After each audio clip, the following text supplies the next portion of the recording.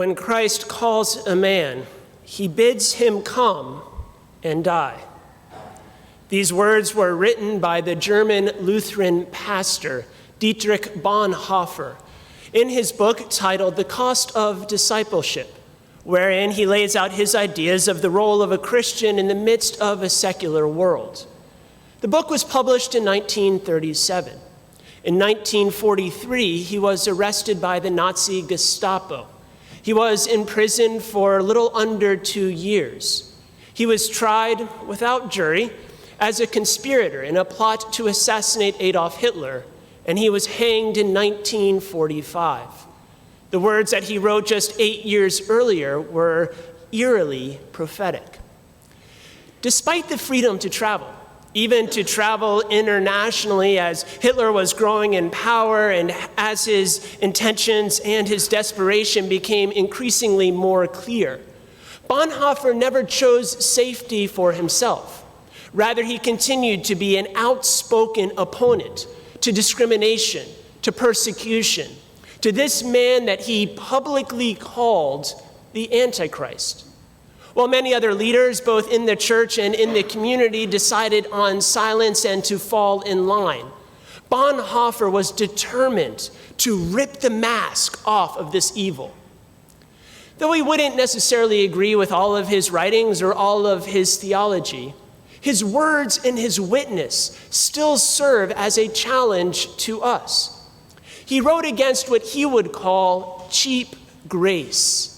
This is the kind of grace that we take or give to ourselves rather than the grace that is given to us by God. Cheap grace is what calls us or what kind of tempts us into assuming the name or the title of Christian without its responsibilities. It is baptism without discipline. It is communion without confession. It is Christianity without Calvary or the cross. He challenged Christians to suffer with Christ and perhaps even like Christ at the hands of a godless nation. Difficult times elicit a difficult message. But his message is nothing more than an echo of what we hear in our scriptures today. The prophet Jeremiah was called from the womb to be a voice and a sign of contradiction in this violent, perverse, and crooked generation.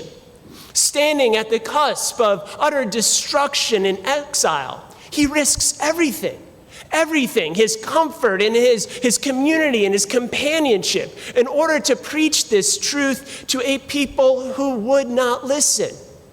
He begins to understand the fruitlessness of this endeavor. He sees that his words are falling on deaf ears, and he wants to wipe his hands of it, to turn, to walk away, to silence, and to bury this message.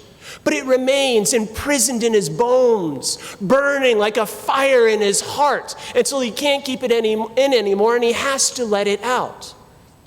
Tradition would tell us that Jeremiah would eventually die for his faith, stoned to death by the very people in a country far from the ones that he so sought to save. 600 years he anticipated this cost of discipleship that is laid out for us in the gospel by Christ. It is a difficult to digest message for us to hear even today. Whoever would come after me must deny himself, take up his cross, and follow me. For whoever wishes to save his life will lose it. But whoever loses his life for my sake, he will find it.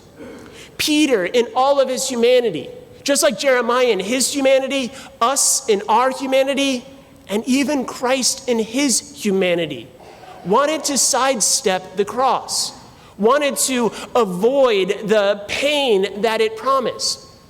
Peter, in a misguided love for Christ and a misguided love for his own life, wanted to propose a different plan, his plan over God's plan, like some kind of teenager who always knows better than their parents. And for this act, for this proposal, for this brief moment, he is no longer the rock on which Christ is going to build his church, but rather he's the stone, the scandal, the obstacle over which God's work in the world was going to stumble. According to our tradition there too, Peter would eventually die for the faith, crucified in Rome like the Savior before him, though crucified upside down because he didn't feel like he deserved the dignity to die in the same way.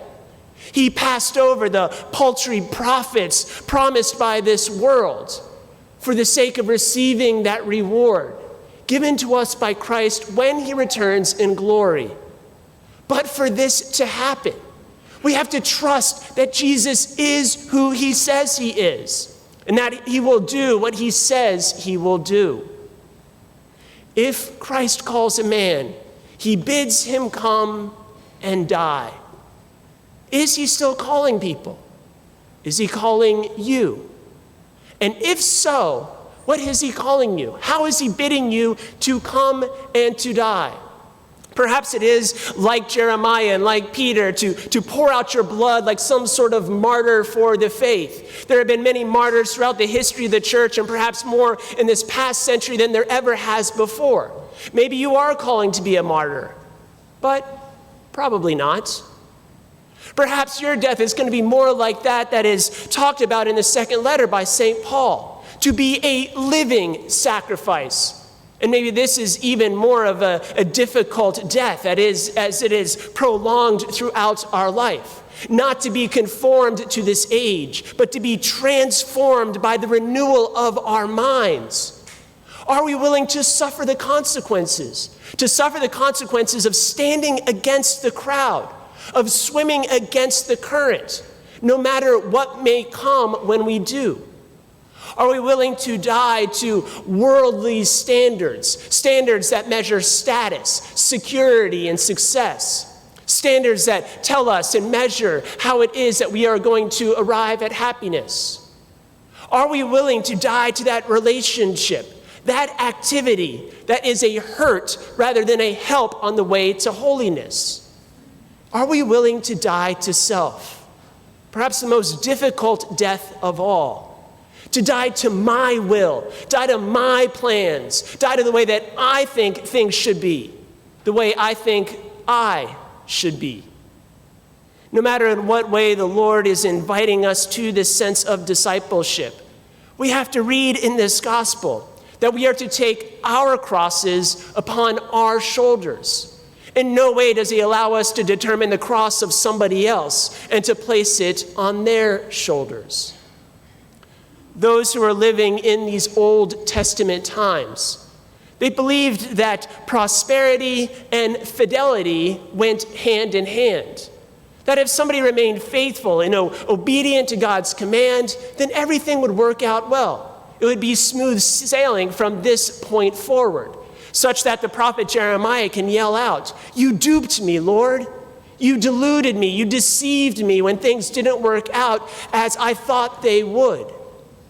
But we are no longer under such delusion, and we can no longer accuse him of deception. For we now know the way that Christ would walk and the way that he invites us to follow.